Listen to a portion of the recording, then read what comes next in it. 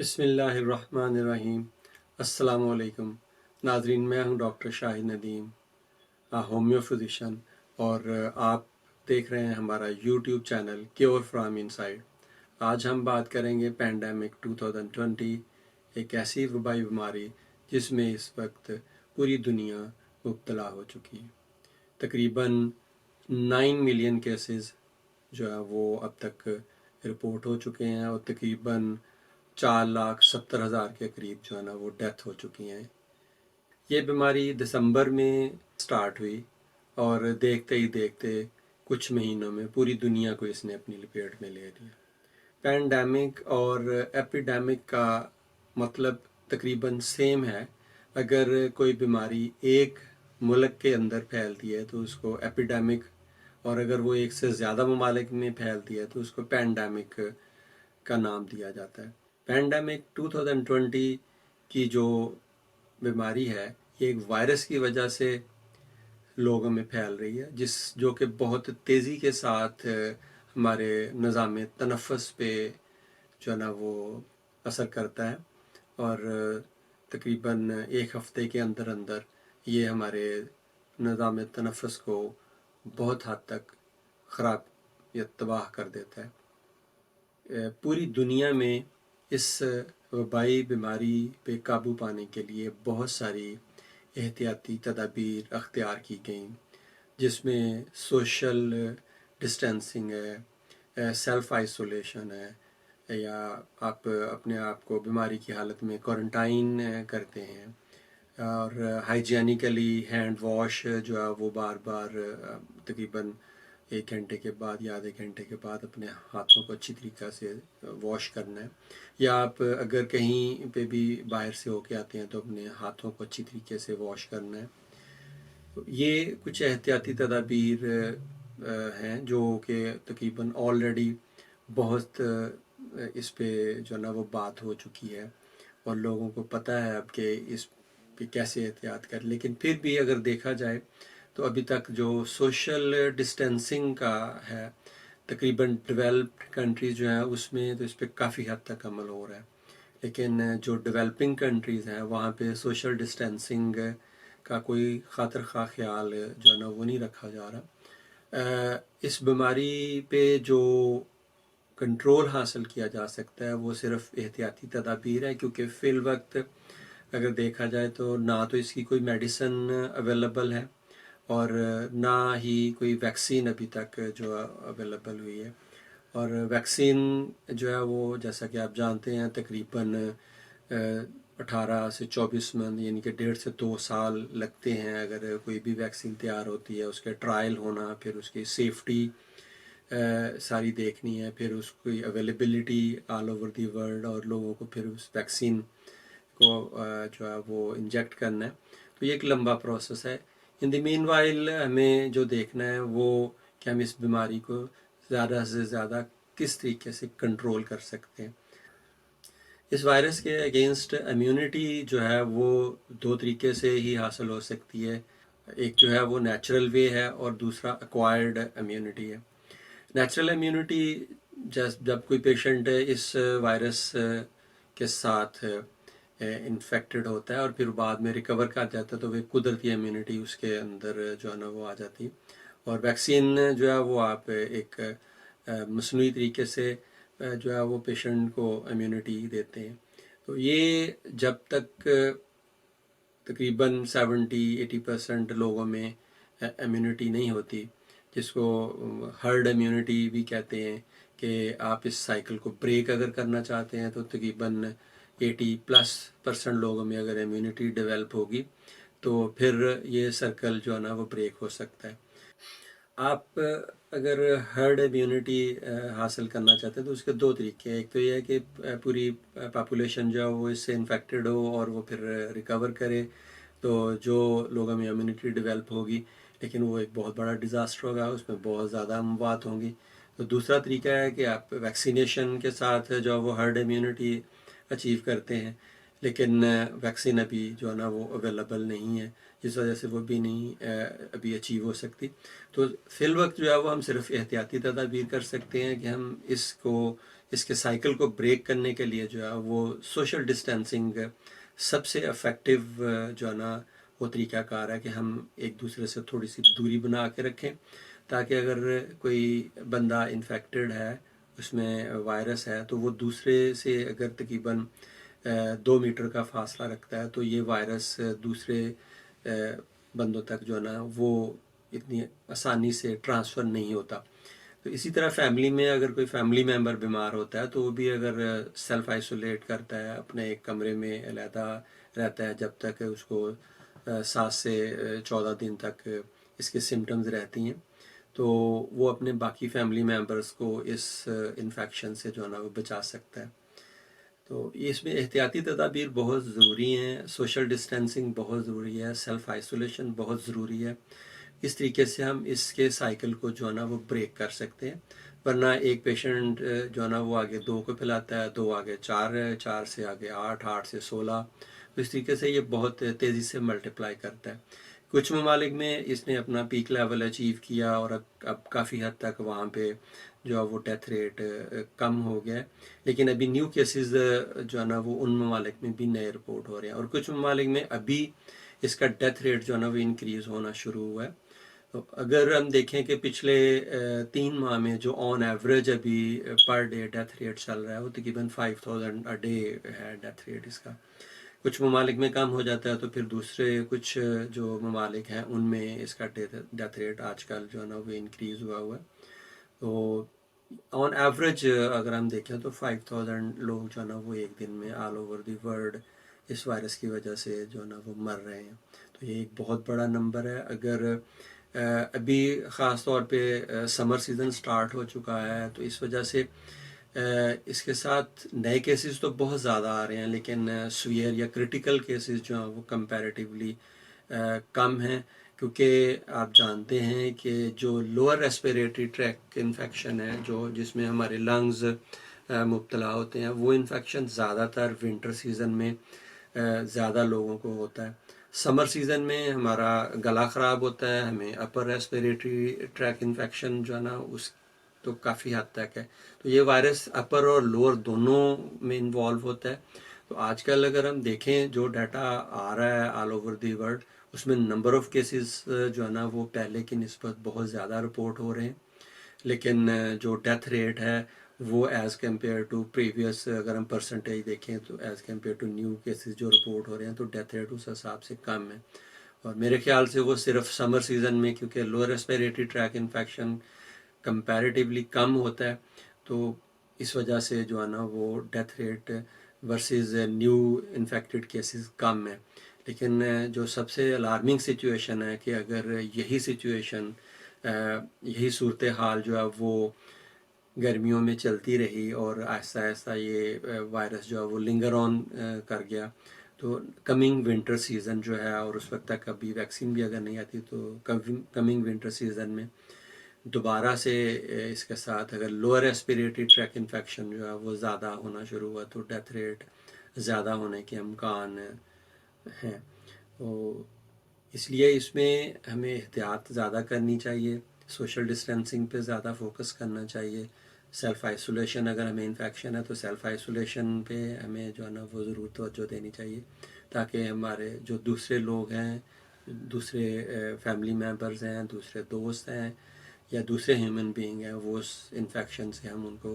بچا سکتے ہیں۔ اور جو سب سے زیادہ لوگ اس سے متاثر ہو سکتے ہیں وہ جو لوگ یہ سمجھتے ہیں کہ یہ کوئی بیماری نہیں ہے یا اس کے ساتھ ہمیں کچھ نہیں ہونا،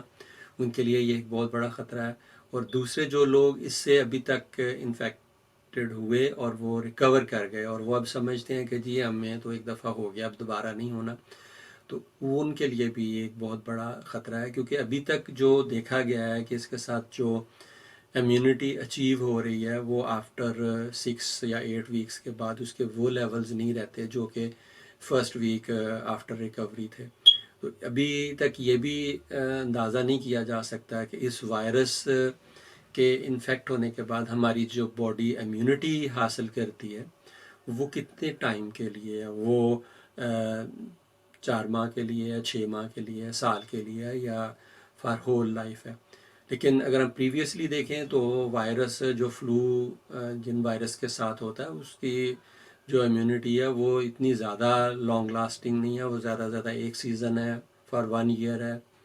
تو اس لیے جن لوگوں کو ایک دفعہ ہوا ہے اور وہ ریکور کر گئے ہیں ان کو بھی احتیاط ضرور کرنی چاہیے.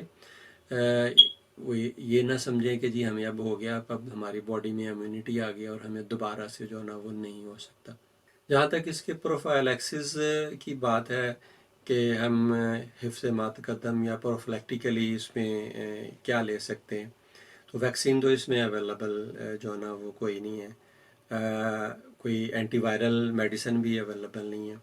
تو بینگ اے ہومیو فزیشین ہم جو ہے وہ پہلے بھی پیشنٹ جو ہیں وہ مختلف جو وائرل ڈیزیز میں ہمارے پاس آتے رہے ہیں ہمارے پریویس ایکسپیرئنس میں. تو اس میں ہم بیسیکلی سمٹمز پہ جو ہے نا وہ پیشنٹ کو میڈیسن دیتے ہیں، نہ کہ کسی پیتھوجن یا کسی وائرس یا بیکٹیریا کے نام پہ یا ڈیزیز کے نام پہ جو ہے نا وہ ہومیوپیتھک میں میڈیسن نہیں اویلیبل. سمٹمز ہیں جن کی بیس پہ ہم مختلف سمٹمز پہ پیشنٹ کو میڈیسن دیتے ہیں، تو وہ الحمدللہ کیور بھی ہوتے ہیں. تو میں نے تقریباً 3 ماہ پہلے 40 کے قریب اپنے دوست، اپنے فیملی ممبرز میں کچھ میڈیسنز پرسکرائب کی تھیں جب یہ وائرس نے اپنا پیک لیول اچیو کرنا شروع کیا تھا. تو اس میں نے ایک تو اپنے پیشنٹس کو جو ہے نا وہ آرسینکم 1 mg 3 دن کے لیے ایک خوراک جو ہے نا وہ ریکمینڈ کی تھی. آرسینکم 1 mg جو ہے وہ آپ میں جو انزائٹی ود فیئر ہے، خاص طور پہ اس پینڈیمک سچویشن میں ہر بندہ جو ہے وہ ایک بے چینی اور ایک خوف کی کیفیت میں مبتلا ہوتا ہے. تو یہ سمٹم جو ہے اس کو اوور کم کرنے کے لیے ہومیوپیتھی میں جو ہے نا وہ آرسینکم ہم ریکمینڈ کرتے ہیں. تو آرسینکم 1 mg جو ہے وہ 3 دن آپ نے 3 ڈراپس جو ہے نا وہ دن میں ایک دفعہ زبان پر ڈالنے ہیں. تو اس سے یہ ہے کہ آپ کے اندر جو ایک انزائٹی اور فیئر ہے وہ کمپیریٹیولی کم ہوگا، تو آپ کا باڈی امیون سسٹم جو ہے وہ بیلنس میں رہے گا، تو آپ کے اوپر اتنی جلدی انفیکشن، کوئی بھی انفیکشن وہ کم جو ہے نا وہ اثر انداز ہوگا. دوسری میڈیسن جو اس میں یوز ہوتی ہے، جو موسٹلی ہم فلو کے سیزن میں اپنے پیشنٹ کو اپنی پاسٹ ہسٹری میں دیتے رہے ہیں تاکہ پیشنٹ میں فلو کے سیزن میں فلو کم ہو، تو وہ ہے سورائنیم. سورائنیم 1 mg جو ہے وہ بھی آپ 3 دن کے لیے 3 ڈراپس زبان پر ڈال سکتے ہیں دن میں ایک بار. تو اس سے یہ ہے کہ آپ میں فلو جو وائرل فلو ہے وہ کمپیریٹیولی کم ہوگا، آپ کی باڈی ریزسٹنس جو ہے وہ بہتر ہوگی. تو اس تھرڈ جو میڈیسن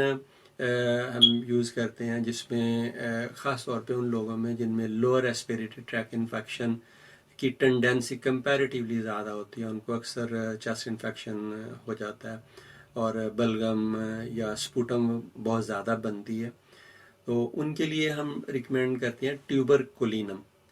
ٹیوبرکولینم 1 mg جو ہے وہ آپ 3 دن کے لیے ایک ڈوز روزانہ 3 ڈراپس آپ نے زبان پہ ڈالنے ہیں.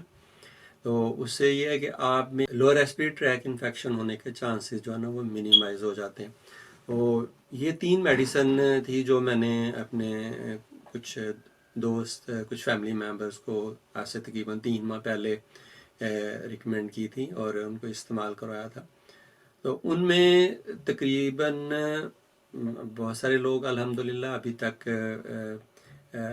بہتر ہیں. پروفائلیکٹیکلی تو میں نے یہ 3 میڈیسن جو تھی وہ اپنے پیشنٹس میں ریکمینڈ کی تھی. اب آ جاتی ہے بات ٹریٹمنٹ کی. جو وہ بیماری ہے اس کی 4 سٹیجز ہیں. ایک ہے مائلڈ ہے، ماڈریٹ ہے، سویئر ہے اور کریٹیکل ہے. مائلڈ کیسز وہ ہیں جن میں تقریباً 80% کیسز ایسے ہیں جو اے سمٹمیٹک ہیں یا مائلڈ سمٹم ہیں. ایک آدھ دن کے لیے ان کو ہلکا سا ٹیمپریچر ہوا، تھوڑا سا گلا خراب ہوا اور 24 سے 48 گھنٹے کے دوران جو ہے نا وہ ٹھیک ہو جاتے ہیں، اور کچھ لوگ اے سمٹمیٹک ہیں، ان کو بالکل کوئی سمٹم نہیں ظاہر ہوتا، وائرس باڈی میں گیا اور ہماری باڈی نے اس کو جو ہے نا وہ کنٹرول کیا اور اپنی امیونٹی کے ذریعے اس کو جو ہے نا وہ ایکسپیل آؤٹ کر دیا۔ سیکنڈ کیسز جو ہے نا وہ ماڈریٹ ہیں، جن میں لاس آف ٹیسٹ کا پرابلم ہو جاتا ہے، لاس آف اسمیل ہے، ان میں ڈرائی کف ہے، ٹیمپریچر جو ہے وہ 100 101 یا 102 تک ہے، اور سویئر کیسز میں جو ہے وہ ٹیمپریچر 103 4 تک بھی ہے، اور lower respiratory tract infection, pneumonia کا پرابلم ہو جاتا ہے، شارٹنیس آف بریتھ جو ہے نا وہ ہے، سانس بہت تیزی سے مشکل سے آتا ہے، ڈرائی کف جو ہے وہ کافی سیریس سمٹم ہے، اس میں ہیڈ ایک ہے، باڈی پین ہے۔ کریٹیکل کیسز میں پیشنٹ جو ہے اس میں لوور ریسپیریٹری انفیکشن جو ہے وہ زیادہ سیریس ہو جاتا ہے، جو لنگس ہیں ان میں سپوٹم کی کوانٹٹی بہت زیادہ ہو جاتی ہے، فلوئڈ بہت زیادہ فل ہو جاتا ہے، جس سے سانس کی بہت زیادہ تنگی اور سانس رک رک کے آنا، اور جس وجہ سے پیشنٹ کو پھر میکینیکل ریسپیریشن جو ہے نا اس پہ کنورٹ کرنا پڑتا ہے، اور جس کو آپ کہتے ہیں کہ وینٹیلیٹر پہ پیشنٹ، اس کو مصنوعی سانس دیا جاتا ہے، اور اس کے لنگس سے جو ایکسٹرا بلغم ہے یا ایکسٹرا سیکریشنز ہیں ان کو نکالا جاتا ہے میکینیکل وے سے۔ تو یہ 4 کنڈیشنز ہیں جو اس پینڈیمک یا وبائی بیماری میں دیکھنے میں آتی۔ تو میں نے اپنے جن پیشنٹس میں آج سے 3 ماہ پہلے کچھ پروفلیکٹیکلی ہومیوپیتھک میڈیسن ریکمینڈ کی تھی، ان میں 3 کیسز ہیں جن میں آپ کہہ سکتے ہیں کہ مائلڈ ایک پیشنٹ میں سمٹمز تھے اور 2 میں ماڈریٹ سمٹمز دیکھنے میں آئے۔ جو مائلڈ تھے اس میں تقریباً 48 گھنٹے کے لیے ٹیمپریچر 100 کے قریب تھا، باڈی پین تھی، اور گلے میں تھوڑی خراش اور پین، سر درد تھا، خاص طور پہ پیشانی جو ہے وہ ماتھا، اس میں درد جو ہے نا وہ اس پیشنٹ میں تھا۔ باقی جو 2 پیشنٹ تھے ان میں تقریباً 7 ڈیز کے لیے ٹیمپریچر 101 102 تک دیکھنے میں آیا، ان کے بھی سر میں درد، ماتھے میں درد، آنکھوں میں درد اور جلن، لاس آف ٹیسٹ اور لاس آف اسمیل کے سمٹمس تھے۔ ڈرائی کف کتنی زیادہ نہیں تھی، گلے میں درد تھا، باڈی پین تھی، تو یہ سمٹمز ان میں تقریباً 7 ڈیز تک جو نا، اور چوتھے دن کے بعد ان میں کسی حد تک جو ہے وہ سینے میں جکڑن یا کہہ لیں پریشر اور سانس کی تنگی دیکھنے میں، ٹھنڈے پسینے جو ہے نا وہ پیلپیٹیشن تھی۔ تو ان سمٹمز کی بیس پہ جو ہومیوپیتھک میڈیسن میں نے اپنے پیشنٹس کو جو ہے نا وہ دی، اس میں سب سے پہلے ہم جو ہے نا وہ جتنے بھی انفلامیٹری یا انفیکشن کی وجہ سے اگر ٹیمپریچر ہو تو اس میں ہم بیلاڈونا یوز کرتے ہیں۔ بیلاڈونا جو ہے وہ ٹیمپریچر کو کنٹرول رکھتی ہے، تو ان پیشنٹ میں بیلاڈونا 30 صبح دوپہر شام جو ہے نا وہ 3 ڈراپس انہیں دیے گئے، اور اس سے یہ ہے کہ ان کا ٹیمپریچر کافی حد تک جو ہے نا وہ کنٹرول رہا۔ باقی دوسری میڈیسن جو ان میں یوز کی گئی وہ امونیم کارب 30 میں انہیں دی گئی۔ امونیم کارب میں بیسیکلی سر درد ہے، آنکھوں میں جلن ہے، اور پیشنٹ جو ہے اس میں سانس میں تنگی پیشنٹ محسوس کرتا ہے، اور چیسٹ پہ دباؤ محسوس کرتا ہے، پیشنٹ کو ٹھنڈے پسینے اور تھوڑی کپ کپی بھی جو ہے نا وہ لگتی ہے۔ امونیم کارب کی ایک اور سمٹم ہے کہ پیشنٹ کو پیلپیٹیشن، ٹیکیکارڈیا یا ہارٹ بیٹ اس کی تھوڑی بڑھ جاتی ہے۔ تو یہ ان سمٹمز کی بیس پہ جو ہے نا وہ امونیم کارب پیشنٹ کو جو ہے نا وہ دی گئی، تو ان کے یہ پیشنٹ سمٹم جو ہے نا وہ بھی کافی حد تک کنٹرول ہے۔ تھرڈ میڈیسن جو تھی وہ پلسٹیلا جو ہے نا وہ یوز کروائی گئی 30 پوٹینسی میں، تو صبح دوپہر شام جو ہے نا پیشنٹ کو دی گئی 3 ڈراپس، دن میں 3 دفعہ زبان پہ ڈالے گئے۔ تو پلسٹیلا جو ہے وہ آپ کے لوور ریسپیریٹری ٹریک انفیکشن جو ہے نا وہ اس کو کنٹرول کرتی ہے. اگر آپ کو اپر ریسپیریٹری ٹریک انفیکشن ہے اور وہ آہستہ آہستہ لوور جو ہے نا اس میں شفٹ ہو رہا ہے تو پلسٹریلا جو ہے وہ لنگس میں سیکریشنز کو بڑھنے نہیں دیتی. پلسٹریلا جو ہے اس میں لاس آف ٹیسٹ اور لاس آف اسمیل کے سمٹمز بھی ہیں جو کہ اس پینڈیمک کے پیشنٹ میں بھی دیکھنے میں آتے ہیں. تو پلسٹریلا دینے سے وہ پیشنٹ جو ہے نا وہ الحمدللہ کہ ان 3 میڈیسنز کے دینے سے 7 دن کے اندر ریکور ہوئے اور اب ماشاءاللہ سے وہ بالکل ٹھیک ہیں، بہتر ہیں. ایک چوتھی میڈیسن وہ صرف 1 یا 2 دن کے لیے دی تھی. اگر باڈی میں فلو کے دوران آپ نے دیکھا ہوگا کہ عام فلو میں بھی باڈی میں بہت زیادہ پین ہوتی ہے، جیسے شولڈر میں ہڈیوں میں پین محسوس ہوتی ہے، تو اس کے لیے یوپیٹوریم پرف جو ہے وہ 1 ml تقریباً 1 دن میں 2 دفعہ دینی ہے، 1 یا 2 دن کے لیے اگر باڈی میں زیادہ پین ہو رہی ہے. یہ 4 میڈیسن تھی جن میں کہ مینلی تو 3 ہے. بیلاڈون ہے، صبح دوپہر شام آپ نے کنٹینیو کرنی ہے جب تک ٹیمپریچر کنٹرول نہیں ہوتا. اور امونیم کارب 30 ہے، اس کے 3 ڈراپس دن میں 3 سے 4 دفعہ زبان پر ڈال لیں، جس سے آپ کا ہارٹ بیٹ بہتر رہے گی، آپ میں جو ہے وہ لاس آف ٹیسٹ اور اسمیل اور آپ کی جو سانس کی تنگی ہے وہ کنٹرول رہتی ہے. سر درد جو ہے اس کو ریلیف ملتا ہے. اور پلسٹیلا 30 جو ہے وہ آپ صبح دوپہر شام 3 ڈراپس زبان پر ڈالیں، جس سے یہ ہے کہ آپ کا لوور ریسپیریٹری ٹریک انفیکشن جو ہے نا اس کے ہونے کے چانسز منیمائز ہو جاتے ہیں، یعنی کہ آپ سیکنڈ یا آپ سیریس یا کریٹیکل کنڈیشن کی طرف جانے کے چانسز منیمائز ہو سکتے ہیں. تو یہ میڈیسنز ہیں جو میں نے اپنے پیشنٹس میں یوز کی ہیں. میں یہ نہیں کہتا کہ یہ کووڈ-19 کی ٹریٹمنٹ ہے، میں یہ کہتا ہوں کہ ان سمٹمز کی بنا پہ یہ میڈیسن پیشنٹ کو جو ہے نا وہ ریکمینڈ کی. ہومیوپیتھی میں کیونکہ کسی وائرس، بیکٹیریا یا کسی پیتھوجن کے نام پہ تو کوئی میڈیسن نہیں ہے، صرف سمٹمز کی بیس پہ ہے. تو ان سمٹمز کی بنا پہ یہ میڈیسن ریکمینڈ کی جا سکتی ہے.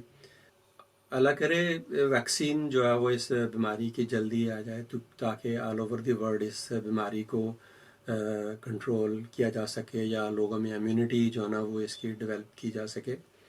تو اتنی دیر تک یہ ہے کہ ہم احتیاط کر سکتے ہیں، ہم سوشل ڈسٹینسنگ پہ خاص طور پہ فوکس کریں تاکہ